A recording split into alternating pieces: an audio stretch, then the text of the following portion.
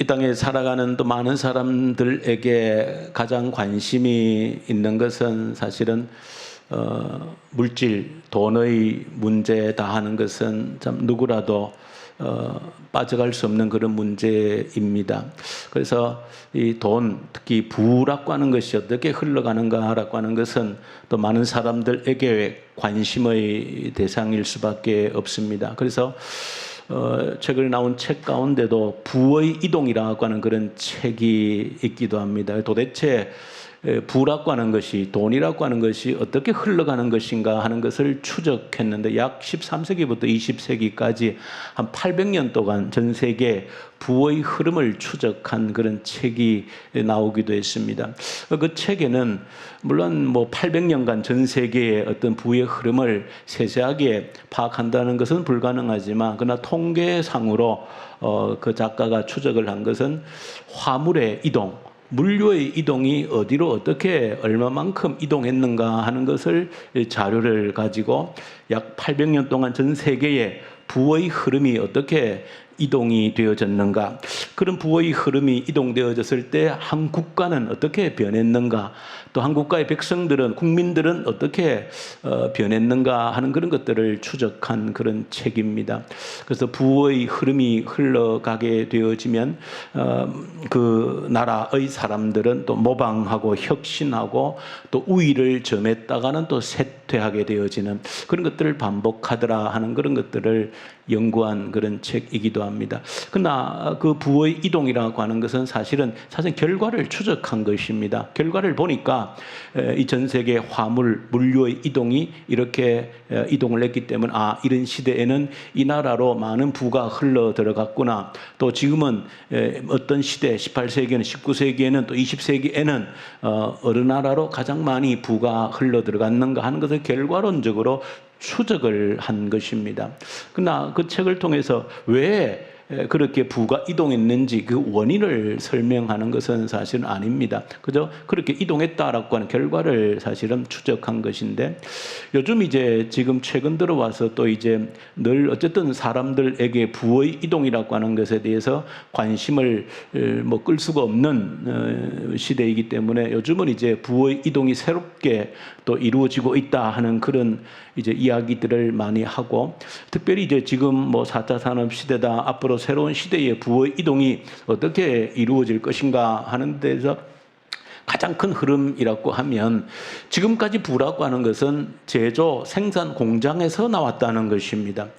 그야말로 18세기 산업혁명 이후로 지금까지 부라고 하는 것은 그 공장에서 나왔다는 겁니다. 얼마나만큼 좋은 상품들을 많이 잘 생산하는가 하는 것이 부의 원천이었다는 것이죠. 그렇게 부가 이제 좋은 물건을 많이 생산해내는 그런 공장을 중심으로 부의 이동이 이루어졌다라고 하면, 그야말로 이제 다가오는 지금 이제 우리가 직면하고 있는 이 현 시대의 부라고 하는 것은 공장이 아니라 우리가 소위 말하는 보이지 않는 이 온라인상, 컴퓨터상의 컨텐츠로 부의 이동이 되어지고 있다. 그 부라고 하는 것이 더 이상 공장에서 이제 나오는 것이 아니고 온라인상에서 이제 부가 창출되어지는 그런 이동이 이루어지고 있다. 그러니까 공장에서 보이지 않는 인터넷 온라인상으로 부의 이동이 이제 이루어지고 있다. 그런 것들이 이제 지금 현재 저와 여러분들이 살아가고 있는 그런 전망들입니다. 물론 누구라도 부에 대한 관심이 있다라고 하면 저와 여러분도 지금 이 시대에 살고 있기 때문에 지금 부라고 하는 것이 그렇게 이동을 하고 있구나 하는 그런 큰 흐름들이 있구나 하는 것도 동시대를 살아가는 저와 여러분들이기 때문에 그래도 알아두는 것이 필요한 것이지요. 그러면서도 저와 여러분들 오늘 성경을 통해서 이 솔로몬을 통해서 보는 것은, 솔로몬 역시 부의 이동에 대한 굉장히 깊은 통찰력을 우리에게 보여준다라고 하는 사실입니다. 이 부의 이동에 대해서 솔로몬을 통해서 이 성경에 보시면 아주 특별한 통찰을 우리에게 보여준다는 겁니다. 특별히 우리 오늘 읽었던 전도서, 그리고 우리 욥기, 이런 성경들은 우리 성경 가운데서 성문서라 그렇게 분류를 합니다. 성문서다. 성문서라고 하는 것은 성경에서 특별히 하나님의 말씀이 누구에게 개개인들에게 어떻게 적용되어지고 개개인들이 어떻게 반응했는가 하는 부분들을 보여주는 것이 우리 성경 성문서의 내용들입니다. 욥기는 바로 욥이 그 주인공이 되어져 있고, 특별히 전도서는 바로 솔로몬의 그런 지혜가 담겨져 있고, 또 잠언서도 그 솔로몬의 그런 지혜가 담겨져 있습니다. 그래서 솔로몬은 그의 삶을, 정말로 특별한 삶을 살았지만은 그의 삶이 특별했던 것은 우리 보통 사람과 다른 그야말로 모든 것을 해보고 싶은, 그가 전도서 2장에서 고백하고 있는 것처럼 자기의 마음속에 원하는 것은 어떤 것도 금하지 않고 다 해보았다는 그런 특별한 삶을 살았기 때문에 솔로몬이 특별한 것이 아니라, 생각해보면 우리가 아는 인류 역사의 인물 가운데서도 솔로몬과 비슷하게 살았던 사람들은 적지 않아 많이 있지 않습니까? 예를 들면 뭐 중국의 진시황도 뭐 어쨌든 해보고 싶은 모든 것을 인간으로서 아마 다 해보았던 그런 인물들일 것이고, 수많은 우리 역사상의 그 왕조 시대에 그런 왕들은 아마 그래도 보통 사람들이 할 수 없던 그런 일들을 경험하면서 아마 솔로몬과 비슷한 그런 삶을 살았던 사람들은 역사상에 많이 있습니다. 그러나 솔로몬이 특별한 것은 그가 그런 삶을 살았을 뿐 아니라 특별히 그가 하나님께로부터 오는 지혜를 가지고 인생에 대해서 깊은 사색, 통찰을 했다는 것이 솔로몬의 특징입니다. 깊은 생각을 가졌다는 것입니다. 그래서 그것을 우리 동양의 사서 삼경에 있는 대학에서는 나오는 말 중에 경물치지라는 말이 있습니다. 한번 여러분들이 이런 말들은 조금 저는 기억해 둘 필요가 있다. 그래서 보통 큰 뭐 회사나 또 이런 데 가면 경물치지 이런 글자를 한자로 써서 어떤 사훈으로 삼기도 합니다. 경물치지라고 하는 것은 어떤 대상에 대해서, 물체에 대해서 깊이 사색을 한다는 것입니다. 깊은 생각을 가진다는 것입니다. 자기 집 앞에 세워져 있는 나무 한 그루, 대나무 한 그루를 두고 일주일 내내 생각하는 것입니다. 깊은 생각에 빠지는 겁니다. 그것이 경물이라고 하는 겁니다. 격이라고 하는 게 사실은 여러 가지 의미가 있지만 가까이서 살핀다는 뜻이 있습니다. 가까이에서 깊이 살피게 되어지면 치지라고 하는 것은 최고의 지식에 이른다는 것입니다. 최고의 지식을 얻어낸다는 것입니다. 그래서 우리가 사실은 이게 삶의 태도로 배워야 될 중요한 내용인 것이죠. 왜냐하면 우리가 요즘 가장 잘 하지 못하는 게 뭡니까? 바로 이 생각, 사색을 하지 못하는 것입니다. 우리가 하나님을 믿는다는 것에 가장 중요한 요소 중에 한 가지가 생각을 해야 되는 것이거든요. 생각을 하지 않기 때문에 놓치는 것들이 얼마나 많은지 모릅니다. 우리가 누려야 될 은혜 가운데 생각을 하지 않기 때문에, 하나님은 우리에게 어쩌면 가장 큰 선물로 주신 것이 뭡니까? 사색하는 능력입니다. 어떤 다른 피조물에게도 주지 않는 능력이 어떤 것입니까? 생각하는 능력입니다. 우리를 하나님의 형상으로 만들었다 했을 때 그 중요한 특징 중에 한 가지가 뭐겠습니까? 생각하는 능력입니다.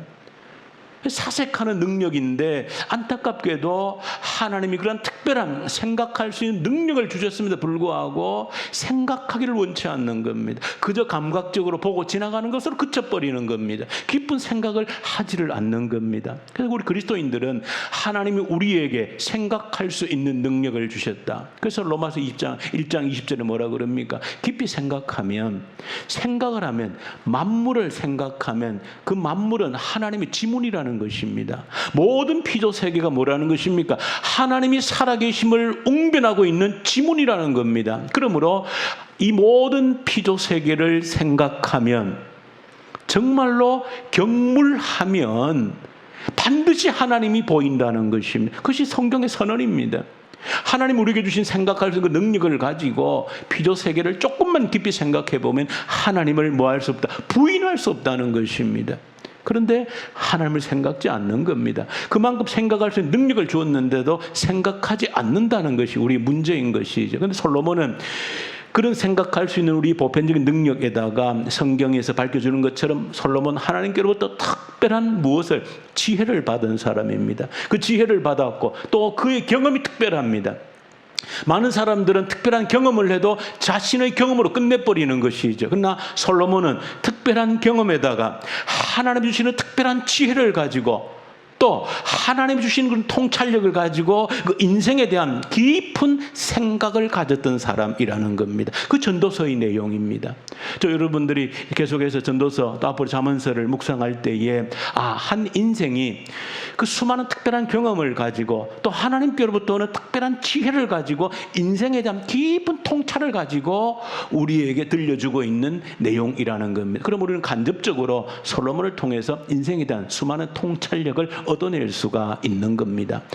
자, 그런 수많은 통찰 가운데 오늘 한 가지 여러분들이 배우고자 원하는 것은 부의 흐름이라고 하는 것입니다. 돈의 흐름입니다. 솔로몬이 인생에 대한 깊은 통찰을 했는데 돈의 흐름, 부의 흐름에 대한 통찰을 얻어냈다는 것입니다.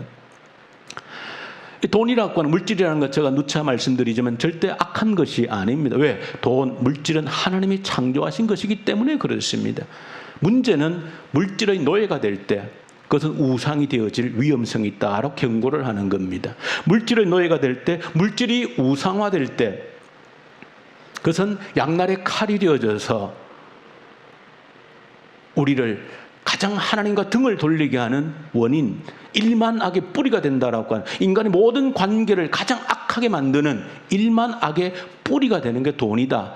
그래서 돈은 악한 것이 아니지만 양날의 검과 같은 그 위험성을 가지고 있다는 것입니다. 그러나 그 자체로 악한 것은 결코 아니라는 것이죠. 솔로몬이 그런 돈에 대한, 물질에 대한, 부에 대한 통찰을 했는데 그 부의 이동에 대한 통찰을 가졌다는 것입니다.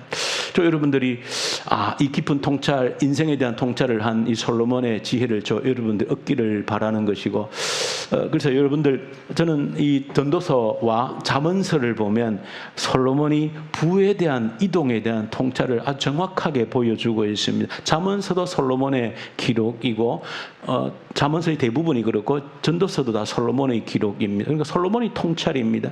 오늘 읽었던 본문에 보시면 그 부의 이동을 대한 그 통찰을 보여주는 거면, 부가 어떻게 이동하는데 솔로몬이 가만히 보니까 인생들이 그렇게 부를 쫓아가는데, 돈을 추구하는데 이동의 흐름이 있더라는 것입니다. 솔로몬이 통찰한 것은, 이 부라고 하는 것은 선한 사람이든 악한 사람에도 부를 추구하려고 발버둥을 치는데 곰곰이 보니까 부가 흘러가는 방향이 있더라는 것이죠. 부가 흘러가는 방향이 있더라는 겁니다. 오늘 전도서 2장 지금 오늘 읽었던 26절에 보시면 어떻게 부가 흘러가는가? 그 악한 사람들, 죄인들이 부를 축적하는데 그 부가 어디로 흘러가는가? 하나님을 기뻐하는 사람들에게로 부가 흘러가더라는 겁니다. 이게 솔로몬이 통찰한 부의 흐름입니다. 여러분들 어디 돈을 정말 추구한다라고 하면 이걸 잘 아셔야 되는 겁니다. 돈이 흘러가는 방향이 있더라는 것입니다. 하나님이 흘러가게 하는 통로가 있더라는 겁니다. 어떻게? 악한 자들도 돈을 추구하지만은, 그러나 그 돈은 악한 자들, 죄인들이 쌓은 부라고 하는 것이 어디로? 하나님을 기뻐하는 자들에게로 흘러가게 하시더라 하는 것입니다. 그런데 이것은 전도서 2장 26절에만 표현이 아닙니다. 여러분들 한번 잠언서에도 살펴보시면 두 군데 똑같은 내용을 기록하고 있습니다. 잠언서에 보시면은 13장 22절에 어떻게 표현하고 있는가 하면 13장 22절에 죄인의 재물을 의인을 위해 쌓이느니라. 죄인들의 재물은 누구를 위해 쌓인다고요? 의인을 위해 쌓인다는 겁니다. 잠언서 14장 22절의 말씀입니다. 그리고 또 동일한 잠언서 내용 가운데 28장 8절에 보시면 이런 말을 기록합니다. 중한 별리로 자기 재산을 늘리는 것은 가난한 사람을 불쌍히 여기는 사람들을 위해 그 재산을 저축하는 것이다. 그러니까 중환별리, 고리대금이지요. 요즘 같은 금융업입니다. 그러니까 금융업으로 돈을 축적하는 자들이 있다는 겁니다. 지금 특별히 21세기 우리가 사는 시대는 금융이 돈을 움직이는 것이죠. 다 그렇게 이제 금융을 통해서 돈이, 재산이 축적이 되어지는 것인데, 그 축적된 재산이 누구를 위해 쌓이는가? 가난한 자를 불쌍히 여기는 그 자들을 위해서 그 재산이 축적되어진다는 것입니다. 이것이 바로 하나님께서 부의 흐름이 어떻게 이동하는가를 보여주고 있는 중요한 솔로몬이 통찰해낸 인생에 대한 중요한 통찰입니다. 저 여러분들이 사실은 뭐 돈이 필요 없다 하는 사람 아무도 없을 것입니다. 적어도 돈을 추구한다라고 하면 이 솔로몬의 통찰을 정확히 깨달으셔야 되는 겁니다. 이것은 하나님이 부를 흘러가게 하는 방향이 있다는 것을 정확하게 솔로몬이 지적하고 있는 겁니다. 부는 이렇게 흘러가더라는 것입니다. 사람들이 마음대로 부를 추구하긴 하지만 축적을 하지만 그러나 궁극적으로 부가 어디로 흘러가는가를 보았더니 하나님을 기뻐하는 자들에게 흘러가더라. 죄인들의 축적한 재물은 의인들을 위해 쌓이고 있더라. 고리대금으로 금융업으로 재산을 축적하지만 그 재산 축적하는 것들이 어디로 궁극적으로 흘러가더라? 가난한 자들을 책임지려고 하는 그런 자들에게로 흘러가더라 하는 것이 솔로몬이 통찰해낸 것입니다.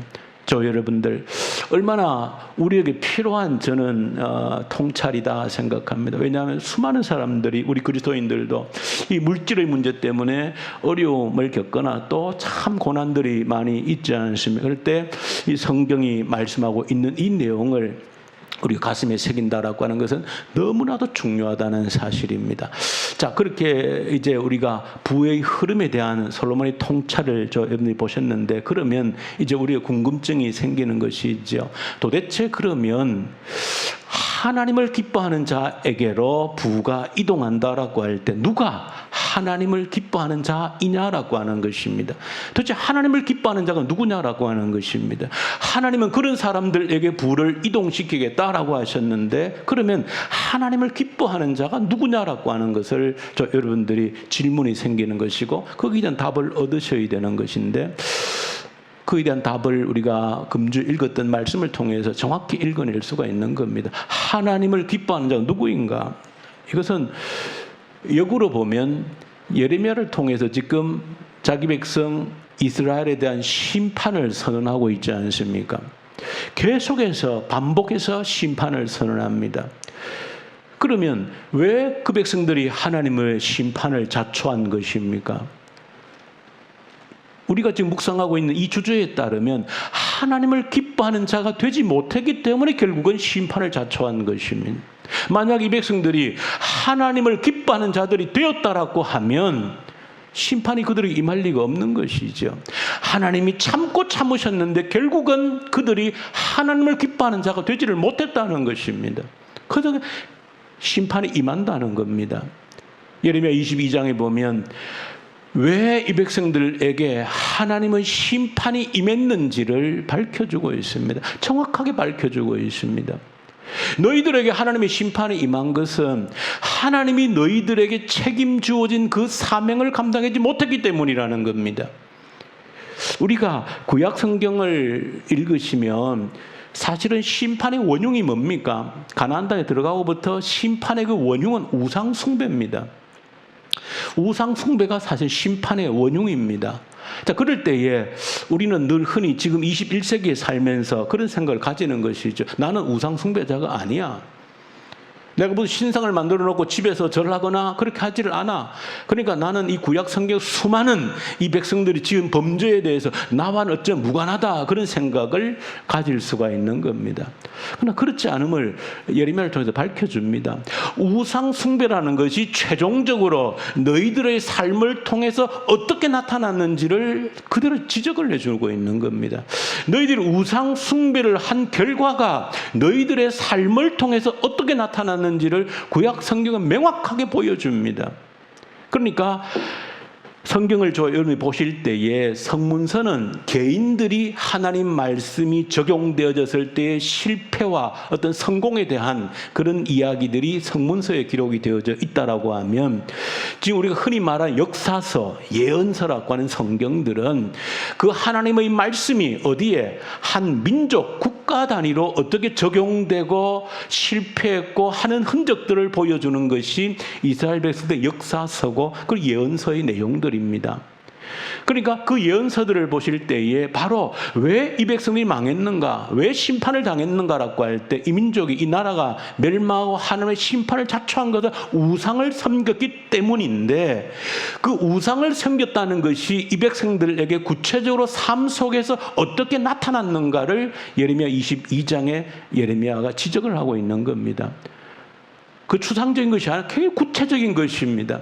너희들이 하나님의 심판을 자초한 것은 하나님께서 너희들에게 책임지어준 사명을 감당하지 않았는데 그 사명이 무엇이냐? 약한 자에 대한 책임이라는 겁니다. 그것을 너희들이 감당하지 않았다는 것입니다.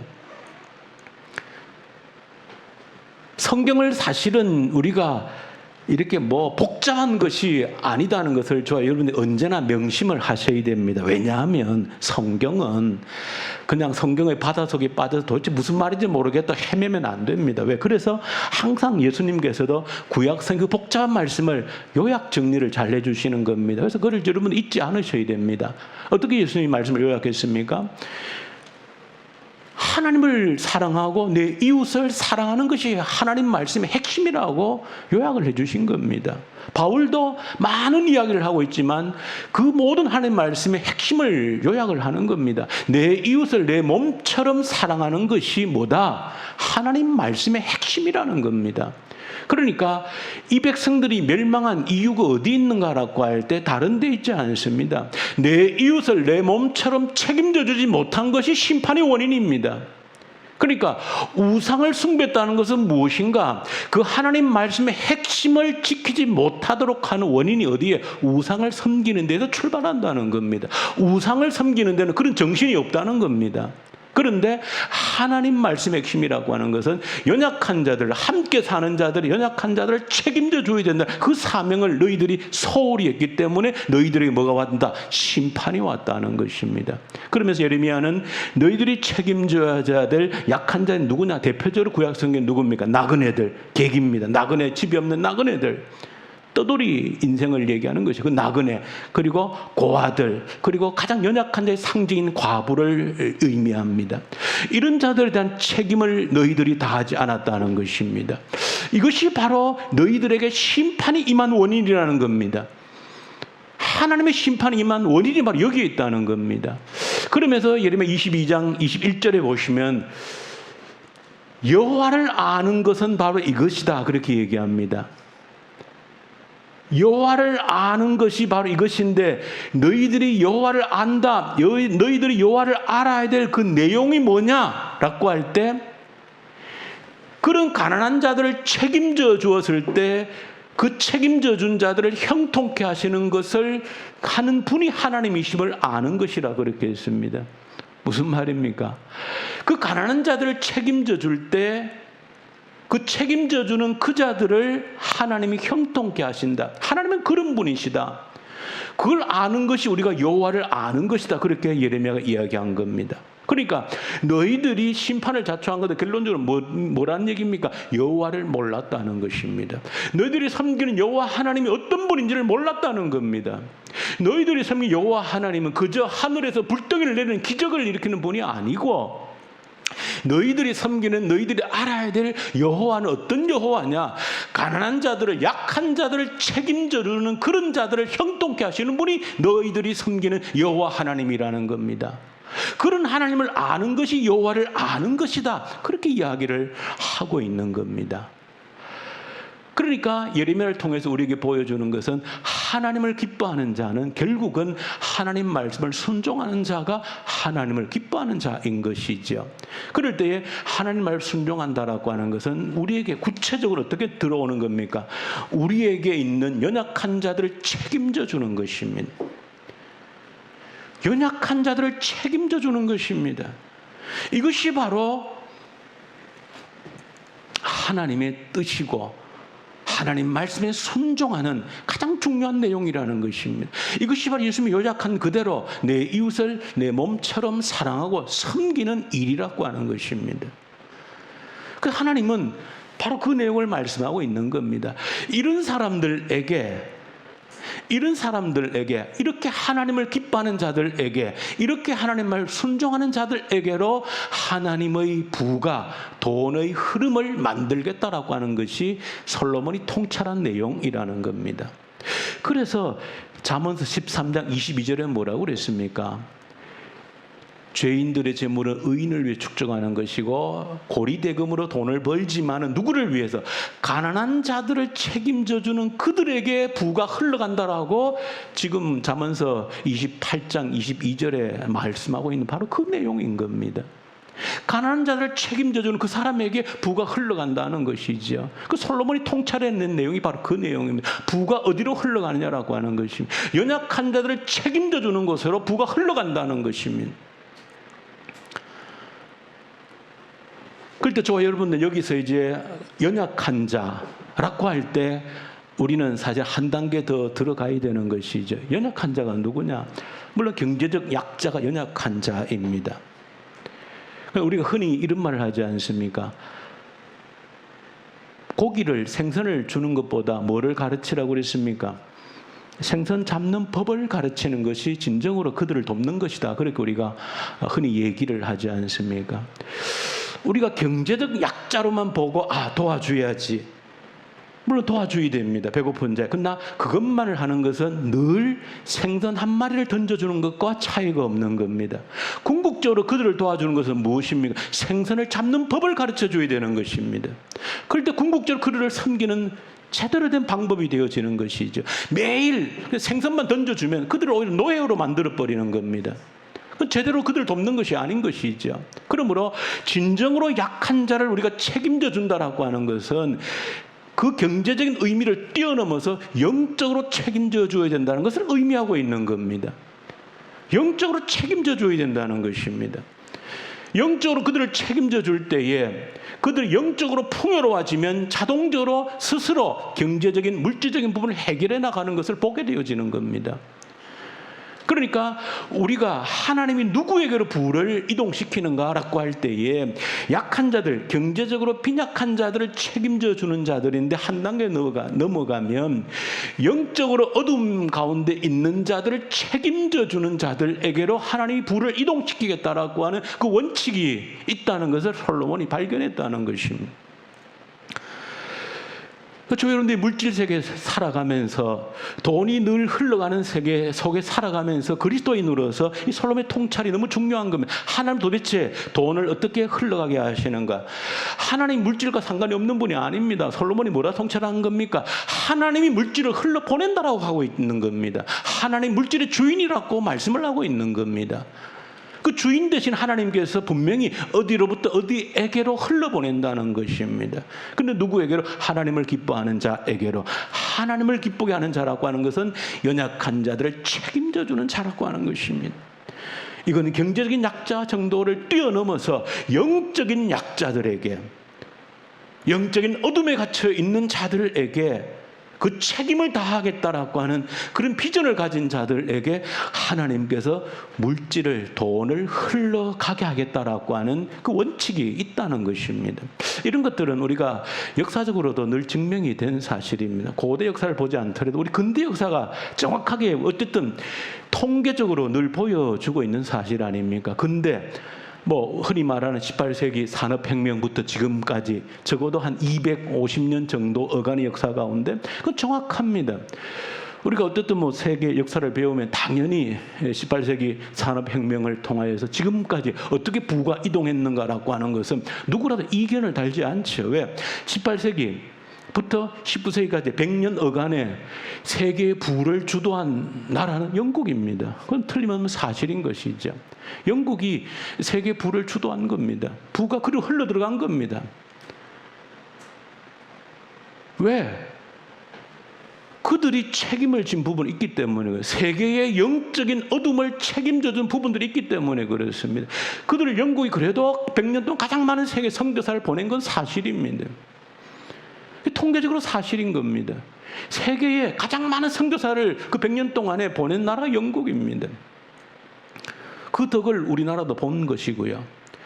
그 이후에 20세기 넘어와 지금 100년 넘어까지는 어쨌든 자타 공인으로 미국으로 모든 부가 흘러 들어갔다는 것 또한 사실입니다. 1차 세계대전 이후로. 그런데 그것도 증명하는 것은 지금까지 100년 어간에 가장 많이 세계의 성도를 파송한 나라가 미국입니다. 그러니까 하나님께서 영적인 책임을 져주는 그 나라에게로 불을 흘러 들어가게 하겠다라고 하는 이 솔로몬의 통찰은 우리의 근세 역사를 보더라도 틀림없는 사실이라고 하는 것은 분명한 것입니다.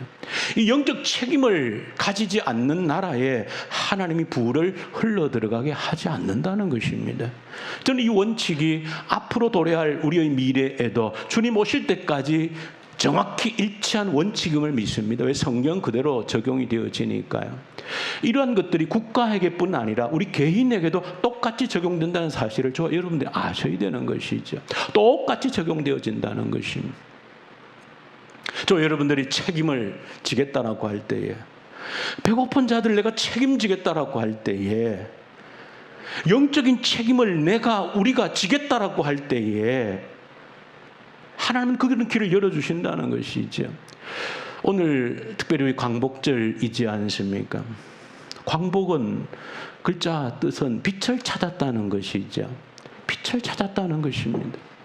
물론 역사적으로 일제차에서 해방되었다는 뜻도 있고 또 이 나라에 새로운 나라가 건국되어졌다는 뜻도 있지만, 그러나 이런 광복절을 여러분들이 기억하면서 무엇을 위해서 기도해야 되겠습니까? 정말로 이 땅에 빛이 비칠 수 있도록, 정말로 이 나라가 온 열방에 빛을 비추는 그런 나라가 되기 위해서 이 나라가 이 성경 말씀에 부가 흘러가는 이런 원칙이 이 나라에 적용되어질 수 있도록, 그러기 위해서라면 이 나라가 하나님 정말로 세계의 영적 어둠을 책임지는 그런 나라가 되게 해주십시오. 흔히 어떤 분들은 미래를 예측하는 분들 가운데 아마 이후에 한반도가 통일되어지면 이 한반도가 G2가 될 거다 하는 그런 예측을 하는 분들도 있어요. 가장 낙관론적으로 보는 분들 가운데. 그러나 그 사실을 누가 알겠습니까만은, 그러나 분명한 것은 적어도 이 나라가 성경 원칙에 따라서 그야말로 이 땅에 아직도 어둠으로 가득한 나라에 우리나라를 통해서 그들에게 그들 영적 어둠을 책임지는 마지막 선교 주자로 우리를 써주십시오. 이 나라가 쓰임받기 원합니다라고 다시 일어날 수 있다라고 하면, 저는 지금까지 이 나라에 흘러 들어오게 한 부와 비교도 되지 않을 정도로 하나님께서 이 땅에 부를 들어오게 하는 통로로 얼마든지 삼아줄 수 있음을 믿습니다. 그 성경의 원칙입니다. 문제는 우리가, 이 나라가, 다시 한번 일단 교회가 그런 역할을 감당할 수 있느냐에 달려져 있는 것이지요. 그 어떤 정치적 경제적 조건을 떠나서 이런 책임을 감당할 수 있다라고 하는 그런 비전을 이 땅 교회들이 다시 한 번 더 가질 수 있다라고 하면, 부의 흐름은 반드시 이 나라로 다시 한 번 더 흘러 들어올 수 있는 길이 있다는 것을 여러분들이 오늘 광복절인데 기도해야 될 제목 아니겠습니까? 우리가 한 가지 더 사실은 살펴야 되는데, 어디로 부가 흘러 들어가는가라고 할 때에 하나님을 기뻐하는 자, 이거 두 번째 사실은 욥기서를 우리가 다 공부를 하지 않았습니까? 다 묵상을 했는데 마지막을 보십시오. 욥기서도 사실은 부의 이동을 보여주고 있는 겁니다. 결론에서 부의 이동을 보여주고 있는 겁니다. 하나님이 부를 일순간 다 빼앗아가 버렸죠. 그렇지 않습니까? 그 많은 재산들 일순간 다 빼앗아가 버렸습니다. 그런데 마지막 42장에 와서 일순간 빼앗아갔던 부를 회복시켜 주었지 않습니까? 근데 어떻게 회복시켜 주었습니까? 갑절로 회복시켜 준 겁니다. 그 갑절이라는 사실은 의미 속에는 정확히 2배만 부어준다는 의미가 아닌 겁니다. 얼마든지 부어줄 수 있다는 것이 그 갑절이라는 의미 속에 담겨져 있는 겁니다. 그러니까 욥기서도 궁극적으로는 부의 이동을 결론적으로 보여주고 있는 겁니다. 누구에게 하나님께서 부의 이동을 일으키는가를 욥기를 통해서 우리에게 보여주고 있는 겁니다. 사실은 우리가 이제 전도서를 묵상하고 있지만 전도서의 핵심 주제나 욥기서의 핵심 주제는 동일한 것입니다. 하나님이 원하는 사람, 어떤 사람의 진정한 가치 있는 인생인가를 보여주고 있는 겁니다. 하나님이 어떤 사람을 찾는가, 하나님이 찾는 사람이 어떤 사람인가, 어떤 인생이 가장 귀한 존귀한 존재인가 하는 것을 보여주고 있는 것이 욥기서의 주제나 전도서의 주제 똑같은 것입니다. 욥기서가 결국 무엇을 보여주고 있는 겁니까? 하나님이 어떤 사람을 찾는가를 보여주는 것 아닙니까? 하나님이 어떤 사람을 찾는지를 보여주고 있는 것이거든요. 돈 때문에 내게 오느냐? 건강 때문에 내게 오느냐? 하나님이 그거 좀 부담스럽다는 이야기입니다. 돈 때문에 나를 보고 있다면 하나님 좀 부담스럽다는 이야기를 욥을 통해서 하고 있는 겁니다. 그저 건강 때문에 내게 건강을 지켜주십시오, 이것 때문에 나를 바라보느냐? 하나님은 그 부담스럽다는 겁니다. 정말로 건강과 관계없이, 돈과 관계없이 나만 바라볼 수 있겠느냐라고 하는 물음이 욥에게 있는 겁니다. 그 욥기서의 주제가 바로 그 주제인 겁니다. 왜? 우리 하나님이 그런 모습으로 우리에게 오셨기 때문에 그런 겁니다. 저는 지난 금요일 저녁에도 같은 말씀을 함께 나누었습니다만, 욥에게 왜 그렇게 잔인할 정도의 그런 고난을 허락하셨을까 할 때에 곰곰이 생각해 볼 때 이유가 있다는 겁니다. 왜? 하나님은 욥보다도 더 큰 고난을 본인이 자신이 감수하셨기 때문에, 하나님 자신이 그런 욥 이상의 고난을 당하시고 감수하면서 우리 앞에 다가오셨기 때문에 너도 그렇게 할 수 있느냐고 묻는 겁니다. 나는 그렇게 했다는 겁니다.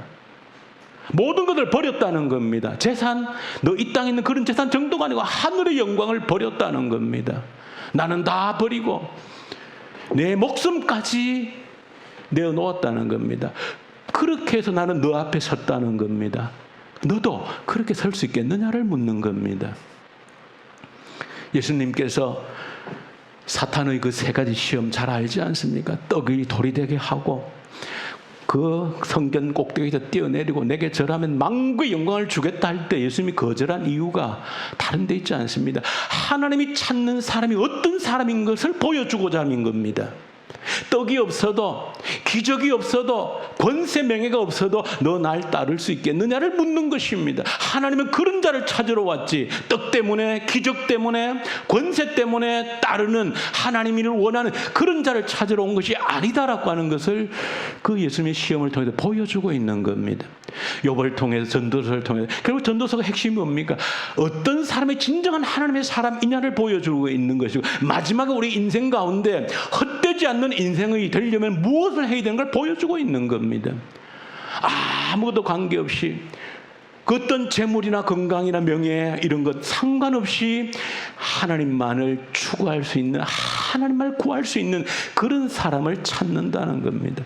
하나님은 그런 사람을 찾는 것이 문제지, 우리에게 재산을 빼앗아가고 건강을 빼앗아가도 그 자체가 문제가 아니라는 것을 마지막 장에서 모든 걸 회복시켜주면서 보여주고 있는 겁니다. 건강, 재산, 그거 문제, 나는 그거 아니야.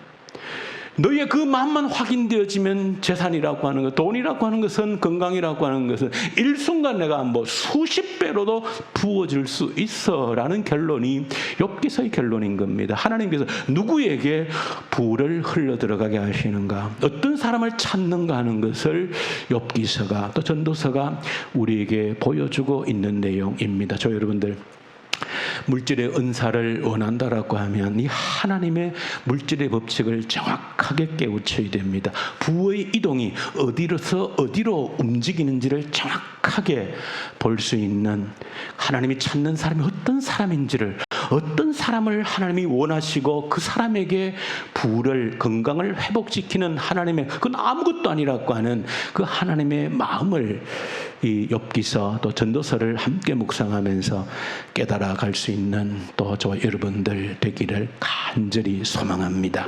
우리 주님 아버지 감사합니다.